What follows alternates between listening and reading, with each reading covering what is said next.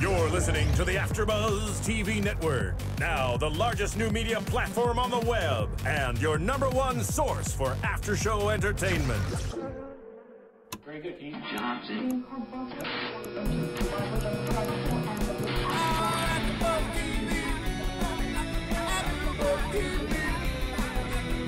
From the AfterBuzz Studios in Los Angeles, California, presented by Maria Menounos and Bing.com, and streaming live thanks to Akamai Technologies, this is AfterBuzz TV's WWE Main Event After Show. We'll break down tonight's episode and get you all the latest news and gossip. And now, another post-game wrap-up show for your favorite TV show. It's AfterBuzz TV's WWE Main Event After Show. Oh, heck. Oh, yes! Actually, this song works well for me, and I'll explain in a second. Guys, Bing is for doing. We're here doing another AfterBuzz show for WWE's main event for the week of May 1st, beginning of May. Welcome, everybody. I'm your host, professional wrestling's voice of choice, Christian Rosenberg. Holding down the fort, but as always, not doing it alone. I got my friends over here, Mr. Cameron Kash. How are you, sir? What's up, everybody? I'm your sexy beast, Cameron Kash, ready to give you the greatest after show you've ever seen in your life. And the lovely lady next to him is Miss Kaori Takee. Yes, I'm a little less excited. I'm excited, actually. Well, see, I'm coming off a crazy week. That music, the reason that music actually, even though he tried to throw us off with that music, it works because my Insane Wrestling League show this past Friday night, actually our main event, the Young Bucks, our tag team champions, come out to that theme. They come out to Umbop. It was an incredible show. I lost my voice. I'm glad I got it back for now. Yes, me Between the live crowd and Roku and everything, we had over 1,300 people tuned in to check it out. Nice. Beautiful. Thank you all so much for doing that. It was a blast. And now we are here back to good old WWE Main Event AfterBuzz, hailing from Detroit, Michigan. And we kick things off a main event this week a little different than we have in the past. We start off actually with a recap from 3 weeks ago on Monday Night Raw when Kofi Kingston defeated Antonio Cesaro for the United States Championship, giving Kofi his third reign with that title. Yes. And all of a sudden, then we cut back from that recap and we have backstage Matt Striker interviewing, Antonio Cesaro, because we're going to have that United States Championship rematch. He's invoking his rematch. On Main Event, we get the rematch in our show. Awesome. And we're going to get to it very, very shortly. I can feel the excitement, man. This was amazing. It was. It really, really was. And Cesaro, all of a sudden, for this interview, there's no yodeling. Hallelujah. Yes! You know, it's kind of hypocritical, though, you got to admit, Christian, because we were all for the yodeling in the beginning. No, I wasn't. I was for I the was yodeling. not. Oh, you weren't? I hated the yodeling from day one. Did I also hate the yodeling? I think you did. Okay. Because I was like, oh, yodel. Corey loved it. Oh, that's right. I You had did that like the little yodeling. innuendo. But yeah, all of a sudden he's out there. He's got like the aviator shades. Was it a beret? Like, what do you call It that was like hat? a beret, but I know people refer as French people having berets, but Swiss people have that as well. So it's kind of like a Swiss beret to Sure. to the side, and I don't know. When I saw that, he kind of looked like Nikolai Volkov. Kind of just gave me that. no, it gave a little that Russian sense of it. feel, you Yeah, know? a little Russian feel, only in this case Swiss. Yeah. But I get what you're saying. Had that vibe to it, and he's going. What am I going to do? I'm going to go back to what I did for 240 days. I will use my technical skill and my tenacity. Kofi took something from me, and all of you all took my pride, my identity, and my dignity. Yeah. Love it. Love it. I really like Cesaro. This is the Cesaro I want. Yep, me too. I don't want the jokey yodeling guy. This is the guy that's a main eventer. I'm okay with the yodeling with or without. He's still Cesaro. Corey's in love with Maybe a Cesaro. little. I'm going to tell your boyfriend. But yeah, I love this promo, and that's what kicks off. We get, the usual video package for main event. And then we begin with that United States title match. And Kofi is introduced first, which, again, I've talked about in the weeks in the past. Why does the champion get introduced first, especially in a title match? Should go challenger and champion. I don't care if it's a babyface or heel. The champion should always be introduced second. I agree with you, Christian. But we got to, like I said the other weeks prior, Blah, blah, blah, blah, blah, blah. Well, we had so much excitement with this match. We're all a little tongue-tied, but go on. Like the weeks prior, you cannot fight the irrational with the irrational. Raw can't fight the irrational with the irrational. You can't fight the irrational with the You're irrational. on fire. All right. Yes, I am on fire. My brain has got it. Let's drink some more water, people. Some more. Well, here's the thing.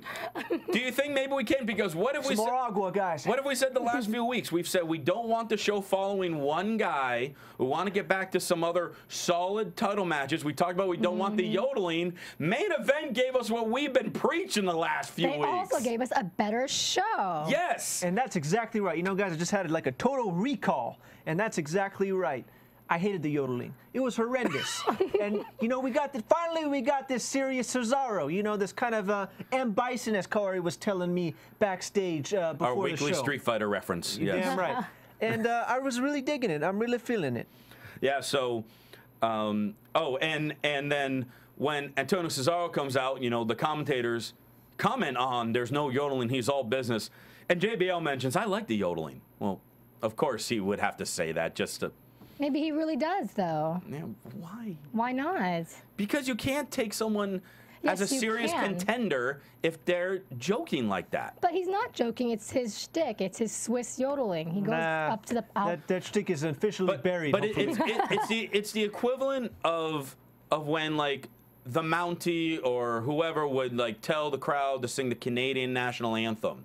They never got beyond mid card with like that shtick, Well, with them singing with the horrible voice. There's a reason that Jillian Hall, was she ever the Divas champ or Women's champion? I don't remember. She might have had it once, but briefly, because she had like the gimmick where she thought she was an amazing singer and she was terrible. But that won't escalate you beyond the joke. What about like Fandango being an amazing dancer and super prideful? But that's part of his gimmick. They're both part of their gimmick. It's still part of the gimmick, but he's still new. Has he had title matches yet? Is he in the main event yet? No. Right. Not yet. I did say he'll be Intercontinental Champion probably before the end of 2013, which is the mid-card title. It's not the main event title. Kaori does have a point, though. I got to give it to her. You know, the only difference here is that the yodeling was like an addition to Cesaro, and Cesaro was kind of already solidified as he already had his gimmick solidified, and then the yodeling was kind of an additional thing, but it just didn't feel right, didn't mesh right, and in fact, I felt like it degraded him, quite frankly, too much. So I'm glad that they got rid of it. So this match starts off. Michael Cole reminds us that the very first United States champion was Hall of Famer Harley Race. And JBL actually is also a former United States champion. A lot of Hall of Famers, actually. I think they've said over a dozen WWE Hall of Famers have held that United States championship. Match starts off slow, like a lot of slow pace and a lot of feeling out.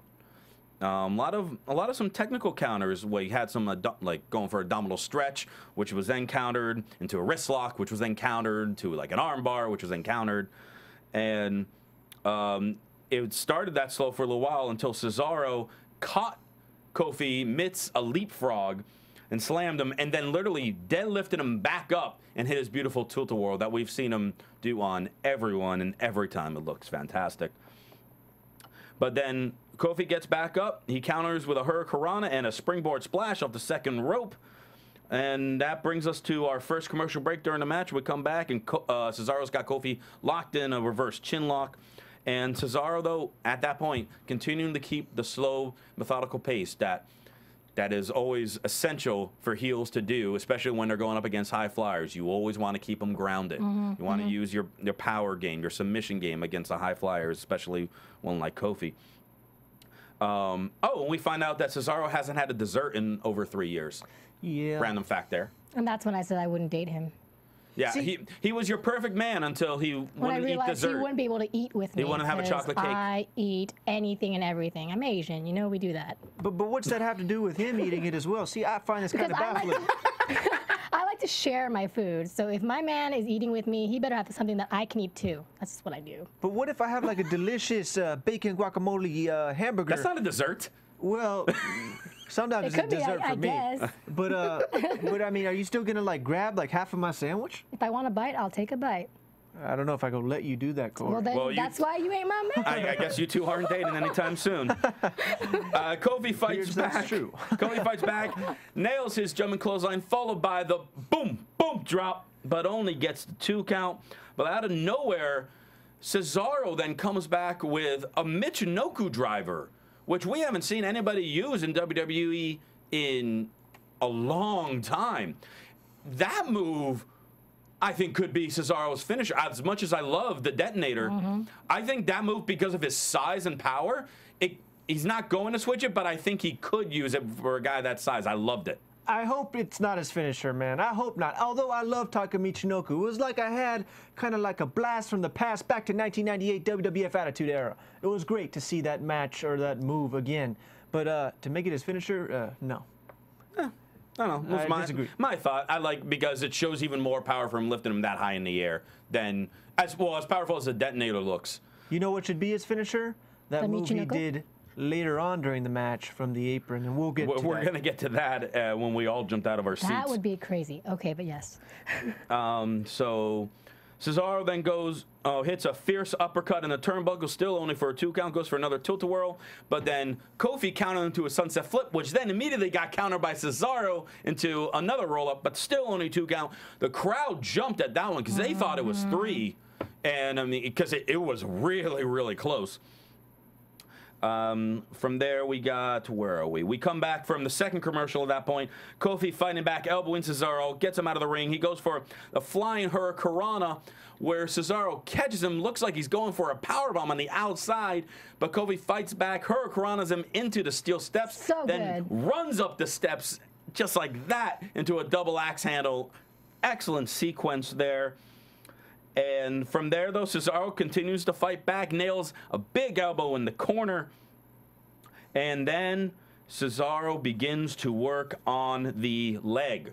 Because earlier in the match, Kofi's knee got caught in the ropes, but we didn't really see much action on the knee at that point.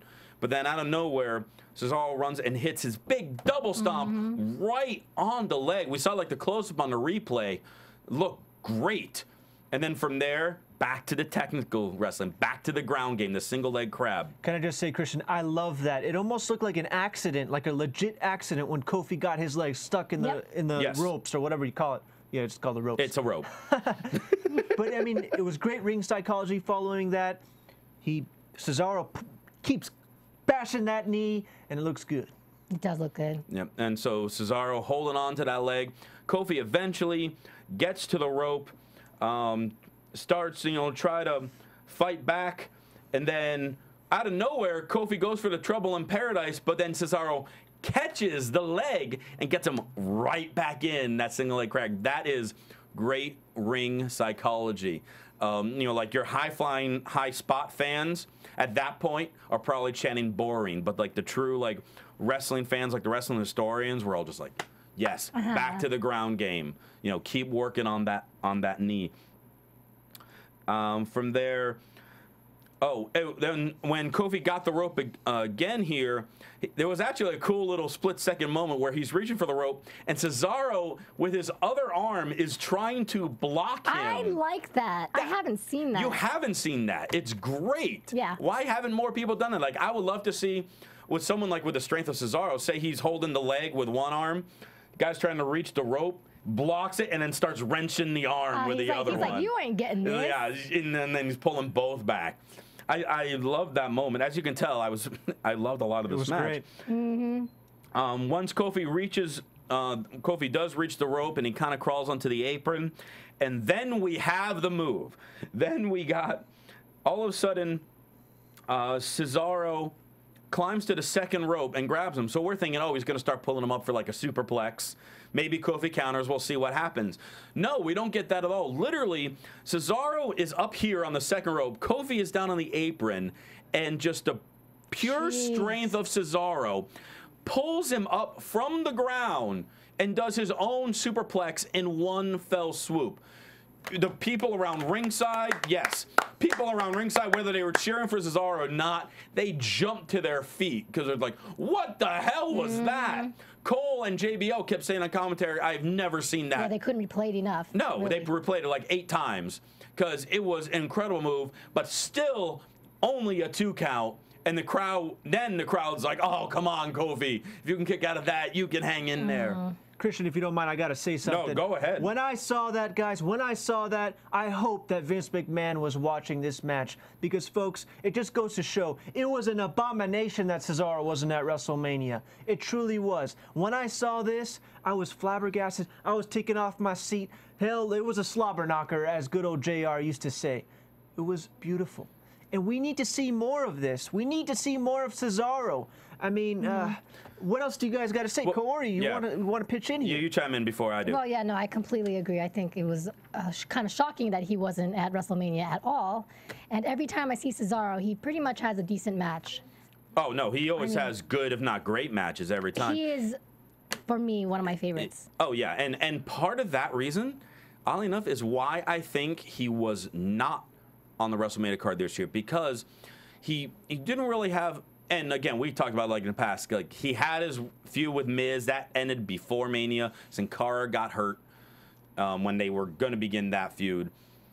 But if they put him in any match, it would have been a show stealer because of how great he is. So and if they good. didn't have a long built-up feud, they might not necessarily want everyone to think that was the match of the night. I know I don't like saying it myself, but I'm just guessing that could be a reason behind it. I think, though, it's inevitable for the fans to pick a match of the night that sometimes might not be what WWE wants to be the match of the night. Like everybody, I'm sure Vince was thinking Cena vs. Rock would be the match of the night, but it sure as hell wasn't. No, it was not. So I don't know if I agree with that theory there. But then back to the match. So from there, there was the other kick out, and then Cesaro goes for hits a body slam, and then another double stomp. This one right on the gut. The tummy. Well, Kofi doesn't really have much of a gut. And then he starts signaling for the neutralizer. Oh, neutralizer. I was saying detonator earlier. I was wrong. Neutralizer is finisher, not detonator. I messed up. Detonator sounds cool, though. So. Yeah, neutralizer works too. He goes to set up Kofi for the neutralizer. Kofi counters with a back body drop, but Cesaro again, like the 6'4", 6'5", whatever, guy lands on his feet, goes for a clothesline. Kofi ducks it and then hits Trouble in Paradise on the back of Cesaro's head, which is another thing you don't really see. You don't really see someone get hit in the back with a Trouble in Paradise. He is down. Kofi crawls over because of his bad leg. 1, 2, 3. Kofi Kingston retains the United States Championship in a near half-hour-long match to start main event. And then, like, we'll get to the ratings in a sec. Just right after that match, Stryker comes in the ring to interview Kofi, and you know, Kofi's like, I always get up and fight because you never know when you'll get your opportunity. A few weeks ago, I got my opportunity. I became the United States champion. But last week, something even bigger happened. My wife and I had our first child. They had a son. And now I'm looking in the camera for this one. Babe, son. And I commend the fact that he doesn't reveal their names. He keeps them private. Yeah, he does. He keeps them private. Babe, son, daddy's coming home a champion. And TMZ is out to get him. I doubt it. I'm just kidding. But yeah, that's that match. And we've been, since we found out that this match was going to be on main event, we've all been hit up on Twitter and everything, wondering, like, I can't wait to find out what your star ratings were for this match. People are saying, is this going to be the first 5-star? Is Cameron actually going to give a match credit? They're wondering all these things. I want to start with Cameron so badly. So please start with Cameron. All right, guys. Well, first off, I gotta say, Bruce Lee used to say this saying, be like water, my friend. Folks, this match was like water all over the place. It was great. It was the personification of that quote, because there was amazing flow. It was like they weren't even trying anymore until the very end. I thought the end kind of just sucked. Yeah, you didn't like the ending for some reason. It just, I didn't feel it. I realized it's Kofi's finisher, but I just felt like, I felt like it would be a 2 count after that. I didn't feel like it would be the end of the match. And it kind of killed it for me. It kind of did. And it actually brought my star rating down. Besides that, I just want to say, Cesaro, he was champ from August 19th, 2012 to April 15th, 2013. I hope that sinks in for you folks, because in a way, he was kind of like the CM Punk of the U.S. Championship. CM Punk on the mid-card. Yeah. Yeah. So, down to my star rating now. I will have to say Drum this will roll. probably be the highest rating I'll ever give on main event. Which is what, a 1.5? No, that's not my highest rating. That's one of my lower- I know. Go on. Come on, buddy. You always got to just jab me. Jab me, man. I got it. Go for it. Okay, I'm going to give this one a 4. No stars at all. No, Steven, he was about to reveal it. You blew it. He just bugged it. What did you say? I didn't hear it. I'm going to have to repeat myself now. I'm going to have to give it a 4 1/4 stars. Wow! That's 4 really good. 1/4 star That's from really good. Mr. Cameron Kash. That was by far your highest rating. Is it really? Yeah, I don't think you've ever given yeah. anything above 3. No, it was a really amazing match. I really enjoyed it. It was a breath of fresh air from these mediocre main events we've been having to put ourselves through. It was truly wonderful. And the one thing, though, I'd have to disagree, though. JBL said during this match that it's kind of like we got a Federer and Nadal here. You know, the tennis reference. Yep. And I don't really believe it's the case. Honestly, if there was anything, I wish that Cesaro would have won the U.S. title in this match. But although he didn't, I got to say this. I don't think that we're going to see Kofi Kingston much longer in the WWE. I really don't. Where did that come from? Just what I feel. That's all, folks. Yeah, that Where is was all. that from? He's a champion right now. Yeah, but he's not going to be a champion much longer. And I will continue with this theory in my conclusion for tonight's show. Kaori. Well, I do want to know, what would you have given this if that ending wasn't a disappointment for you? I probably would have given it a 4.5. Oh, so it just lost a quarter point. Yeah, pretty much. All right. Is it okay if I go first? No, please do. Second. Second. First compared to him. Oh, yes. Go right ahead. I would give this one 4.5 stars. It was not only one of the best matches on main event, but one of the best matches I've seen for maybe a year, for a really long time. It was a good combo to have Kofi Kingston, who's the flyer, against someone with such strength. They worked so well together, and I really enjoyed this match. I'm also with Cameron. The ending wasn't something I really wanted. I wanted a little more of a good, solid ending, but I couldn't have asked for a better show.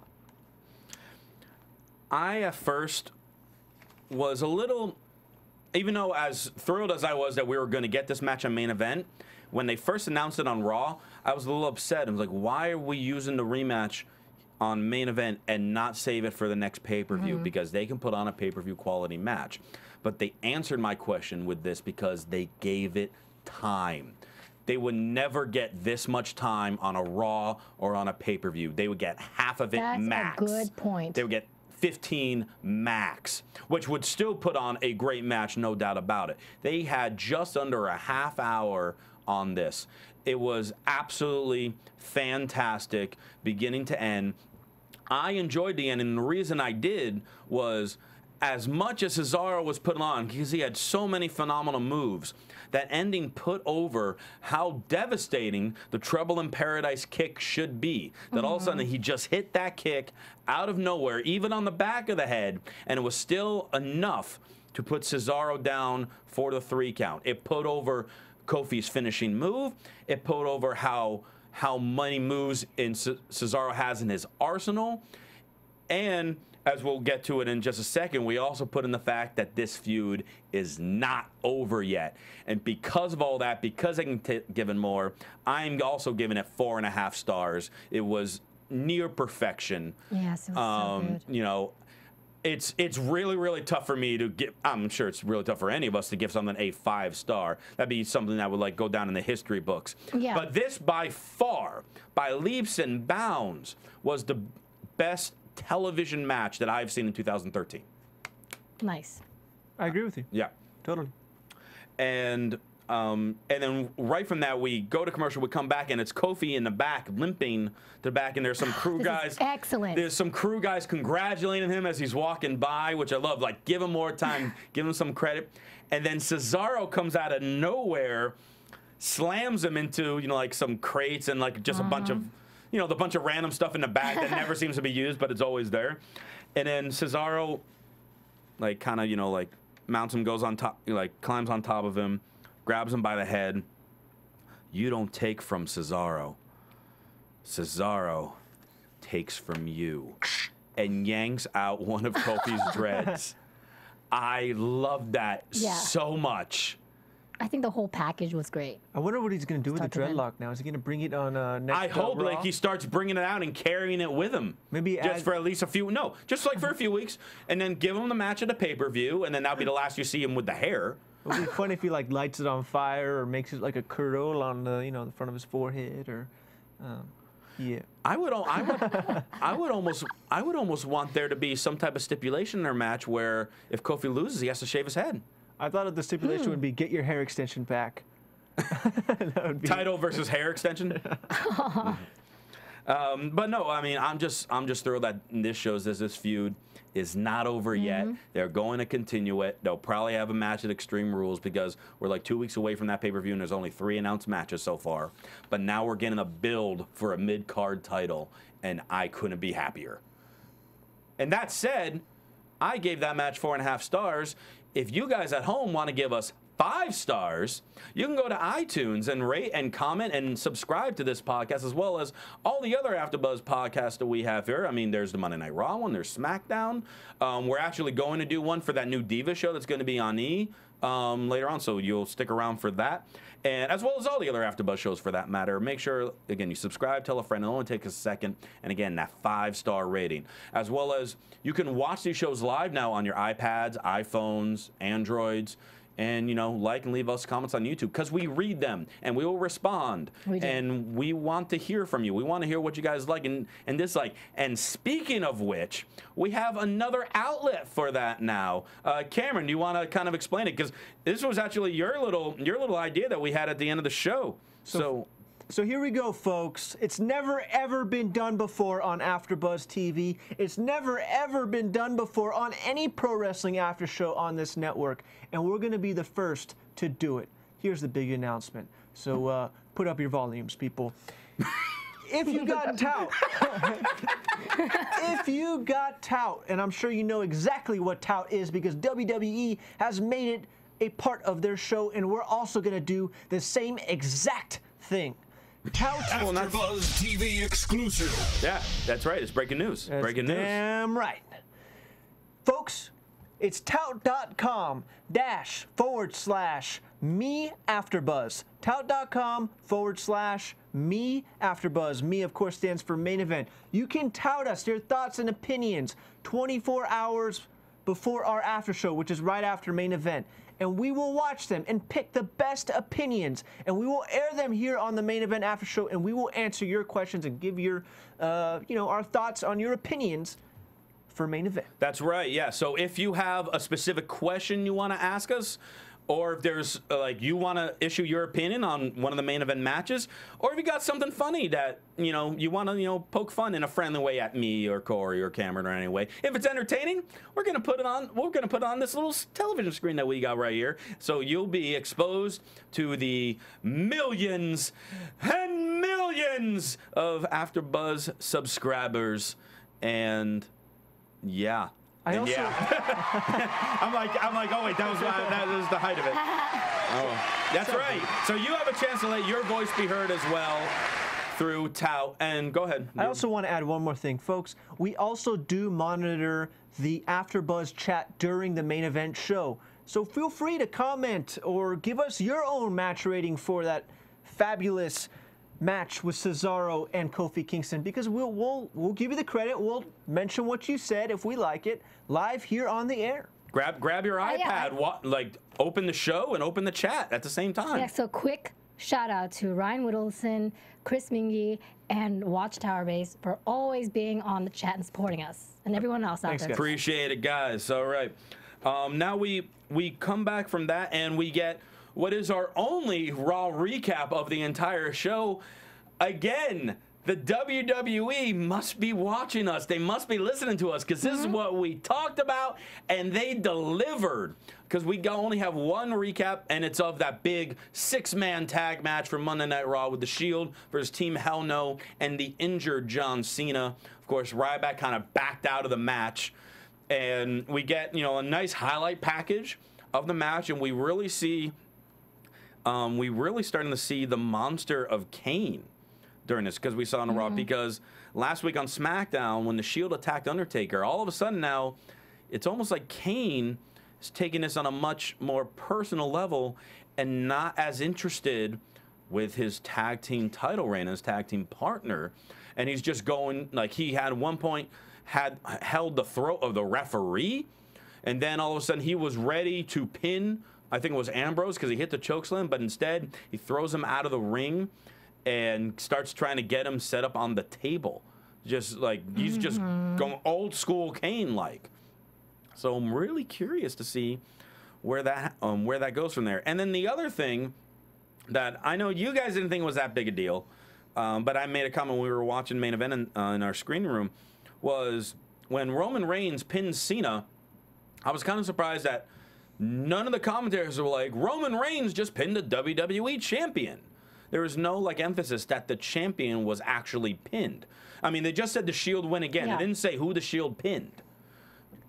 That's a good point. And to me, I mean that is the WWE champion. I mean, in this case, well, even if they pin Daniel Bryan or Kane, because they're the tag team champions, it's like they once again pin the tag team champions, or they pin the WWE champion, you know, whatever it may be. I'm sorry, Christian, I totally disagree with you, man. And it's quite simple. They are a trifecta, the Shield, and right now, they are a trifecta. The best thing WWE can do is build them as a trifecta, kind of like a Demolition or 3MB. By saying that one of the Shield members beat Cena, it kind of defeats the purpose of what the Shield is about. Well, then why are they having singles matches now? I guess to just continue building on that each member is powerful, but to make him even stronger than John Cena is maybe counterintuitive right now. Well, in anything, they put over how powerful Roman Reigns' spear is, because he just won spear and he pinned the WWE champion with it. And I don't know. I mean, I think that should have been emphasized a little bit. Obviously, he's doing his feud with Ryback right now, so it's not suddenly saying, oh, now Roman Reigns should get a title shot. Because, again, it wasn't like the six-man tag match. But I would like to see, like, in a few weeks, maybe in a non-title match, all of a sudden Cena one-on-one with Roman Reigns. And Roman Reigns is the one guy we have not seen in a singles match yet. We've seen Rollins, we've seen Ambrose, we have not seen Reigns. My opinion. If you agree, disagree, tout us, YouTube, iTunes, all that. Chat us. Chat us. Chat us in the chat roll. Or if you see on the street, yell at us. I don't know. So we come back to the ring, and as great as that match was between Kofi and Cesaro, we're not done yet on main event. We still got. Oh, I'm sorry. Did you have something else to say? Yeah. Wait a second. We didn't mention Ryback at the end. How he comes. Oh, we didn't. You're right. Go ahead. You want to mention that? It sounds like you kind of like, eh. Well, because my reaction to it was just like that entire arena. He came out, and there was no boos, there was no cheers, he was just there. Like, I think it took like an extra minute for the crowd to even realize he was there. That's right. And folks, hold on to your seats, because I'm going to give a lot about Ryback right now. I'm going to sit back. Go ahead. Folks, I am disgusted by Ryback. Just disgusted. This man is like the Goldberg reject. In fact, I'd be happier that if it was Gilbert versus John Cena at Extreme Rules, not Ryback. I mean, Ryback, he even has this former lightweight champion, Gilbert. You damn right, and he was an amazing lightweight champion. When he came out with the sparklers, it was beautiful. But with Ryback, I mean, he's trying to almost, act like Goldberg with his, what is that kind of jacket he wore backstage? Something like just Goldberg a biker leather jacket. Something like Goldberg would wear. Cap. Please, Ryback. We're not feeling you, man. The fans pretty much showed it. They don't give a damn about you. I don't give a damn. Just retire right now. Okay, maybe that's a little bit too hard. Afterwards, if you see him in the back, are you gonna hug because he's a good person? Because you say that about everybody. Yeah, I'm sure he's a good person. And I got a feeling now he's gonna stalk me and look for me and kill me backstage. I hope he does, so he can come at AfterBuzz. But really though, Ryback, man, you can take his spot. Really, Ryback, between mano y mano, I'm not feeling you, buddy. Just try a little harder. I'm sure you'll get the mojo sooner or later, but nobody's feeling it. And that's all I got to say about that. Well, I mean, I think when he turned heel, I thought it was excellent, and it just hasn't shown in the recent weeks what I expected of him. So it's not just me. You feeling it too, Kaori? It's a little more lackluster than I expected. Yes, I'm a little disappointed. I was excited at first when he made the heel turn because, like I said on the show, it was surprising. I wasn't expecting it. But I mean, since then, has he had a match? I don't. Since he turned heel? Has he had a wrestling match? He's walked out a couple times. He's walked out, but I don't think he's really had like a competitive match. And that really only works best if you have a mouthpiece with you. If he had Paul Heyman with him, this would be a whole different story. You know what? If he had Zeb Coulter with him, this would be a whole different story. What were you going to say? I was going to say I'd rather see a Rock versus Ryback feud than a John Cena versus Ryback feud. I could see Rock making fun of the whole feed me more thing, putting a nice big buffet in front of Ryback, like you want to get fed, you have some chicken guacamole, some black beans. That would make for a funny segment. I'm convinced. Wow. I'm convinced guacamole is your favorite word. Well, I think the Ryback Mark Henry feud was even better than. I like that. And Yeah. when Ryback was the babyface there, and Mark Henry carried it because Mark Henry was the one talking, and Mark Henry's a better talker than Ryback. Right. Right. But I got to give credit to you, though, Christian. Giving Ryback a Paul Heyman would really help him. Really turn him around. It would. Yeah. Well, hey, they've listened to us before because we got evidence from this main event. Fingers crossed. Fingers crossed. All right, anyway, we still got one more match on the main event. We got Justin Gabriel versus 1/3 of 3MB, Heath Slater. I'm honestly excited from the get-go because I'm happy that these, like, lower to mid-card guys are getting just a straight-up one-on-one match on main event because we really haven't had that in a while. And, it's nice to actually get a chance to see these guys in a one-on-one match. Gabriel we saw a few weeks ago in that hour-long festival of Justin Gabriel with the Battle Royal and his match with Barrett. Festival is a good word. But, this is just like a straight-up one-on-one match. And I love the fact that Michael Cole and JBL put over the fact that these two are former 3-time tag team champions. They were together in Nexus. They were together in Core. So these guys know each other very, very well. Oh, and they also put over the JBL and Cole show on YouTube. Because they have to do that every main event. I just realized that show is not even a WWE YouTube official channel. The JBL and Cole show? It's Yeah, not. I don't think it's so. Not, I could have sworn it's on the Layfield Report is separate.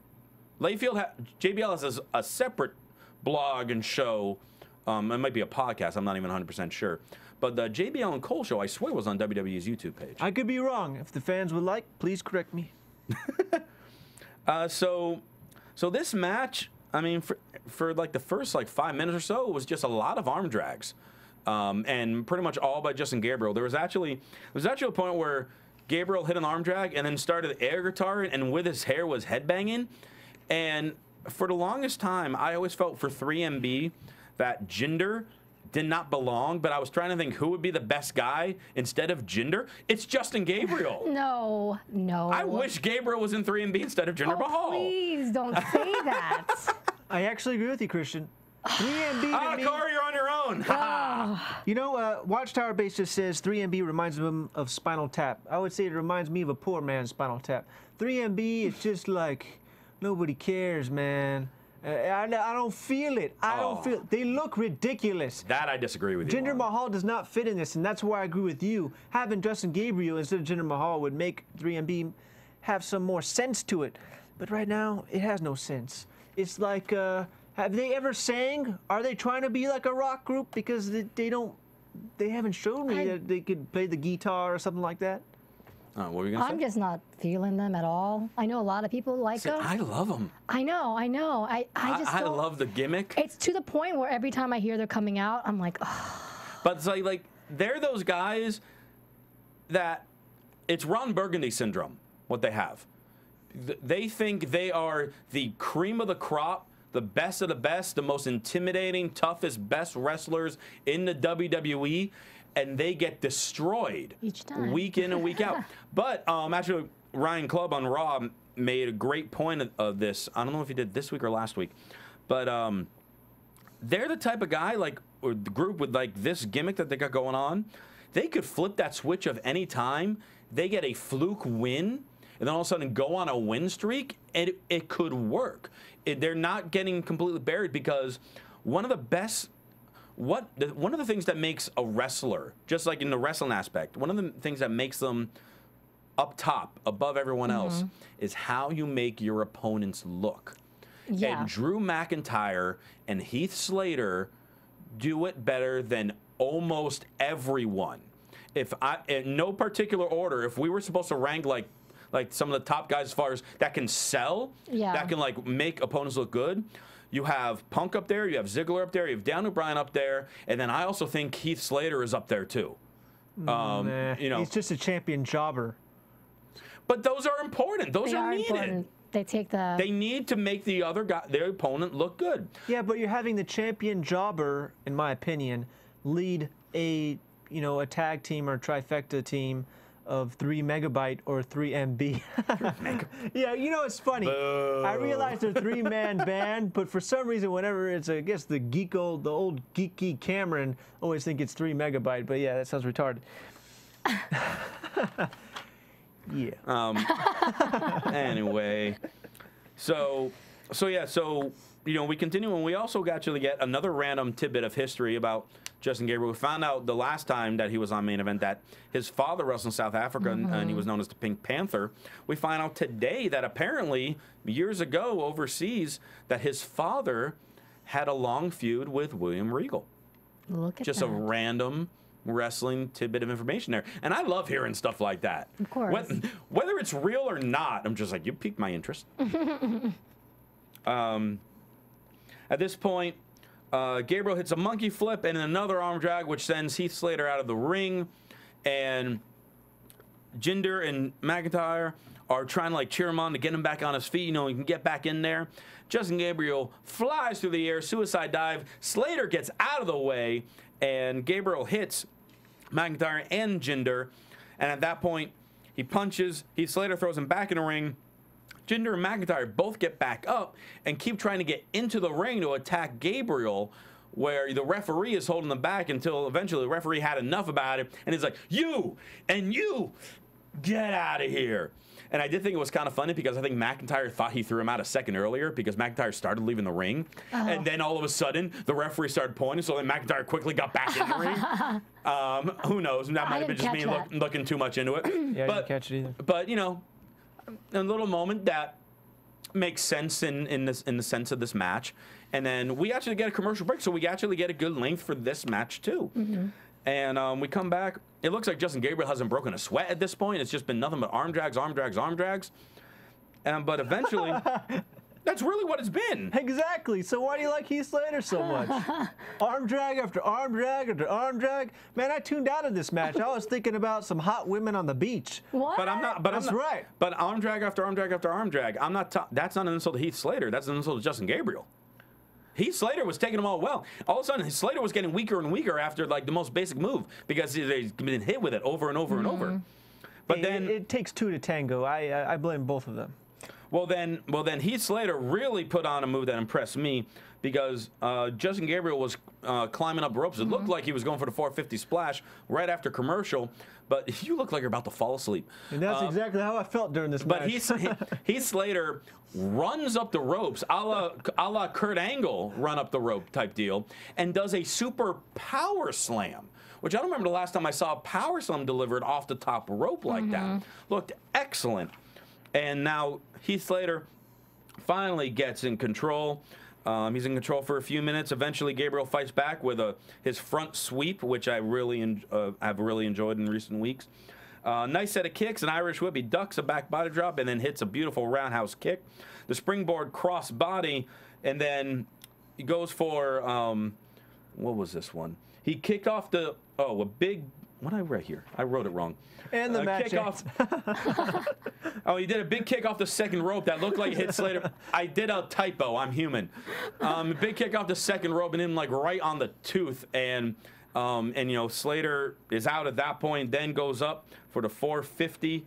Oh, no, I'm sorry. Slater did get back, starts fighting on the ropes. Slater, though, then falls off the top rope, Gabriel hits the 450. This match is over. You're exhausted from it. I thought it was a fun little match. As much as I love you, Christian, sometimes I can't bear these play-by-plays, especially when it's a match you hate. Exactly. It's like, spare me.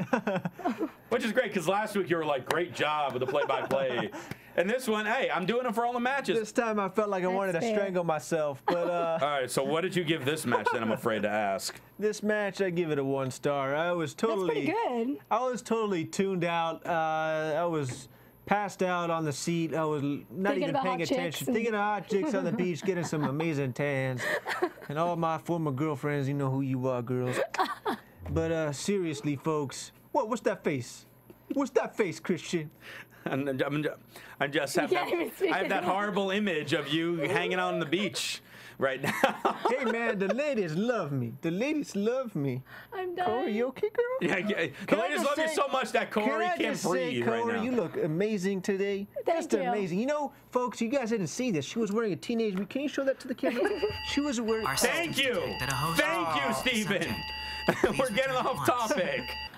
So you gave a 1-star rating, Corey. I would give it probably maybe the same, 1 star. I just was... I also checked out a little bit. I do like Justin Gabriel, and unfortunately just didn't showcase very well. See, to me, obviously this match started slow because there were a lot of arm drags, but I'm glad that 2 lower card guys got the time. I thought we saw some impressive moves, especially that run up super power slam by Slater. I thought it was a fun filler match. I'm giving it 2.5. I think it sucks that this match came after such a phenomenal match beforehand. Exactly. So I think a lot of people gave a lot of their energy to the Kofi Cesaro match. But I think there's a reason that they had the Kofi match go before this. Well, I think it's good that they did that, but as a result, even the audience, you can tell in the show, they were all I mean, as far as the live crowd goes, I can see them doing the match in that order because give the crowd a chance to catch their breath and calm down, because as soon as that match is over, they're changing the ring skirts and we're getting SmackDown started. For TV purposes, they could have still reversed them because, you know, you could have just had the Gabriel match go first. That's right. They could have done that. But needless to say, I thought it was, you know, a solid little filler match. It was a match, that type of match is meant for main event. You know, you wouldn't see a match like that on Raw anytime soon. But, I mean, I enjoyed it. And that's why I enjoy main event, because we're getting a chance to see those lower card guys actually get some time for a match. I mean, next week, I want to see Alex Riley and Yoshitatsu in a 12-minute match. Yoshitatsu. You know, why not? Give them, you know, this is their spotlight. But when it's all said and done, I think we've been doing this show, what, about 2 months now? 2 months. Has it been that long? It's about It's right our around 2 months. anniversary, pretty much. Is it? I think we started March. What'd you guys get me? What'd you get me? What'd you get me? Oh, anyway. Look at that. But I'm saying about 2 months, this was probably the best main event that we have had. We had one outstanding match. We had another one that I know you guys weren't as big a fan of. I thought it was a decent filler match. We only had one Raw recap, but it was what the most important part of Raw was, so it was needed. The commentary was good.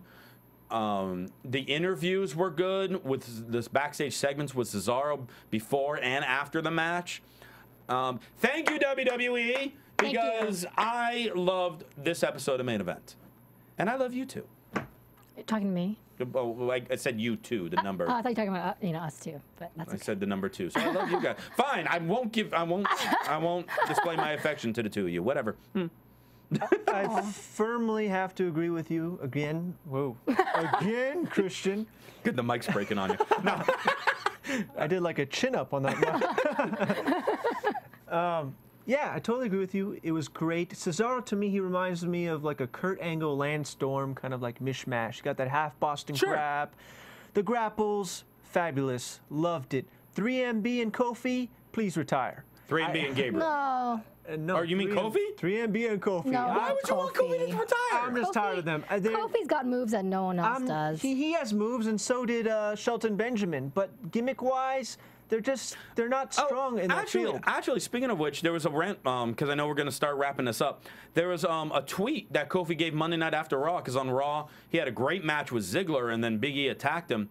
He's had a tweet that was something along the lines of, like, I'm sick of always being ganged up on. Maybe it's time I find my own posse. It was just like, what are you thinking, Kofi? Is this just a random thing that he's saying, or is this like just planting the seeds for putting his hair in the line, shaving his head, and creating a new gimmick? Well, he has a child now, so I wonder how that's going to affect his schedule. Well, we'll see. Wrestlers have kids. I know, but a newborn is quite different. Yeah. If there's anything that will help Kofi, it's definitely a new gimmick. And if what you're saying is true, it would be cool. It's just what he tweeted. I mean, obviously, I'm taking what he tweeted and probably taking it beyond what it should be. But I thought it was an interesting tweet. And it's like, is he planting the seeds for something, or is he just randomly tweeting about it? Who knows? Well, we'll eventually find out. Maybe we'll find out next week on Main Event. Who knows? But before then, Cameron Kash, how can people reach out to you? Before they reach out to me directly, I'll say it again, folks. You can now tout us your opinions and thoughts and questions on Main Event. We're the only show to have ever created something like this here on AfterBuzz TV. It's tout.com/MeAfterBuzz. Now, if you just want to reach the ladies' man, the most electrifying person here on AfterBuzz TV. Okay, maybe I'm just tooting my horn a little bit too much. But I do love all of you guys, and I am very down to earth, believe it or not. You can reach me at LA Exposed, no E before the X. LA Exposed on Twitter, Facebook, YouTube. Find me. And you can find me everywhere and anywhere at KAORIOUS. And please get on AfterBuzzTV.com Saturday at noon for Game Control Live. I will be talking video games with my co-hosts. She does that. And you could also hear me talk about NBC's The Voice Monday nights at 10 Pacific right here on AfterBuzz. And you could follow me on Twitter at CRosieVOC. Also, if you're in the Indio Palm Springs area, May 11th and 12th, I will be appearing at the Alpha Omega Wrestling Show. Actually, Ryan Clubb from the Raw After Show will be there as well. So it'll be, great if you're in the area. Come out and see us. And that's all we got this week for Cameron, Corey. I'm Christian Rosenberg. We will see you next week. From Bing.com, executive producers Maria Menounos, Kevin Undergaro, Phil Svitek, and the entire AfterBuzz TV staff, we would like to thank you for listening to the AfterBuzz TV network. To watch or listen to other after shows and post comments or questions, be sure to visit AfterBuzzTV.com. I'm Sir Richard Wentworth, and this has been a presentation of AfterBuzz TV. Buzz you later! The views expressed herein are those of the hosts only and do not necessarily reflect the views of AfterBuzz TV or its owners or principals.